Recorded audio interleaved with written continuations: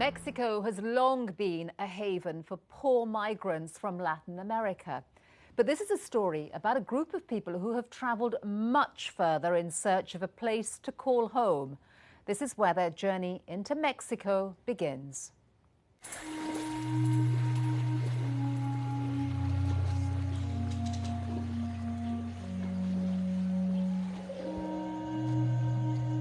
It's dawn on the Guatemala side of the Suchiate River. Sometime today, these migrants will board a raft and cross into Mexico.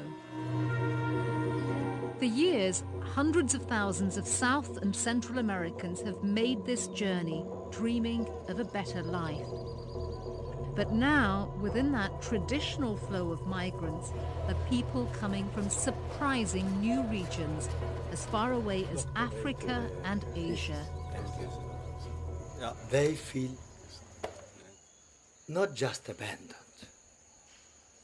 expelled, ignored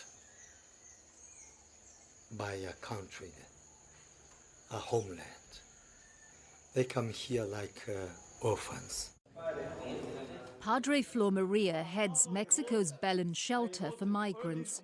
He sees thousands of migrants every year and is amazed by how many have traveled enormous distances to reach Mexico. We have welcomed people from as far as Bangladesh, Nepal, Pakistan, Nigeria, and then all the Horn of Africa. Many. And he says he knows why most come to Mexico. After 9/11, this border, south border, is the only open gate still for all the northern continent. And that's where many Africans and Asians are heading, to that beacon of prosperity on Mexico's northern border, the United States. We hope they accept me. We hope they accept us. Still now, we hope. These two young Eritreans are in transit. Their families paid smugglers a small fortune to bring them halfway around the world to Mexico. Maybe $20,000.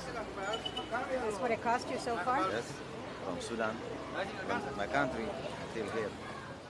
It's unfortunate that people live in such desperate conditions that they actually try to do it, and they spend several lifetime savings. Hans Hartmark, head of the UN Refugee Agency in southern Mexico, says Africans often pay a high price to get to America. Which they, in some cases, have to borrow, and they would indebt themselves and their family that stays behind. You feel loneliness, nostalgia for your people, your land, being far from what you love the most, from the blood of Africa. African João Ramirez came to Mexico fleeing dangers at home, he says. Ramirez was a soldier in his native Equatorial Guinea, the only Spanish-speaking country in Africa. His troubles began when he and his family joined a political movement opposing the government. João says his mother, father and brothers were assassinated for their opposition, and he was imprisoned and brutally tortured.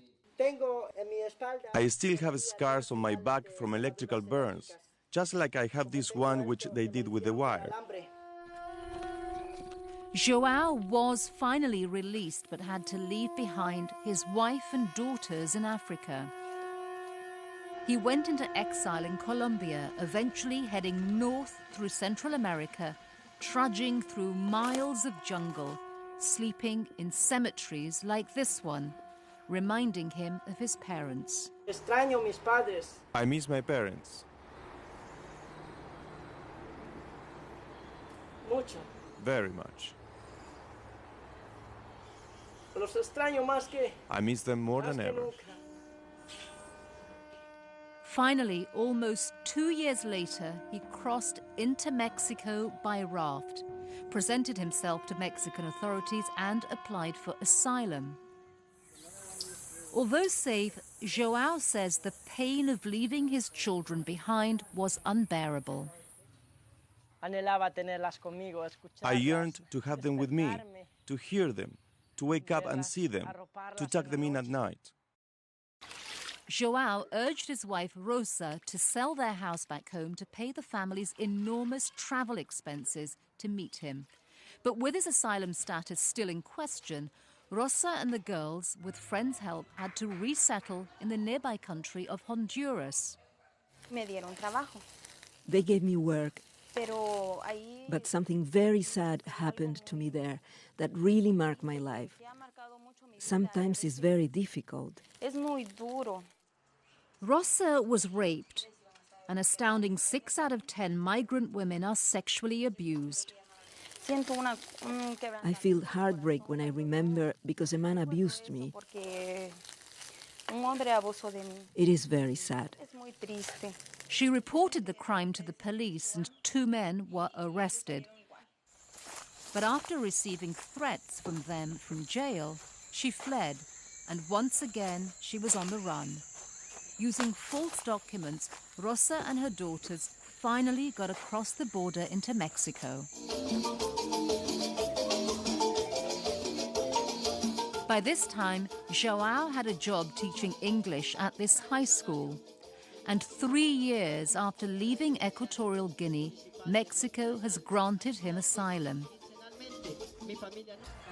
Best of all, after missing so many precious moments with his wife and daughters, João is reunited with his family. 6-year-old Anne and 5-year-old Nancy couldn't be more thrilled. But a cloud hangs over the family. Rosa and the girls have not been granted refugee status. If we can't stay here, where would we go without papers? Because if they return us to our country, we will be put in jail and they will take our girls away. They will take them and I don't know what will become of them. For now, Rosa, her girls, and so many other African migrants in Mexico live in limbo. Some sustained by their faith, others by the dream and hope for a better life.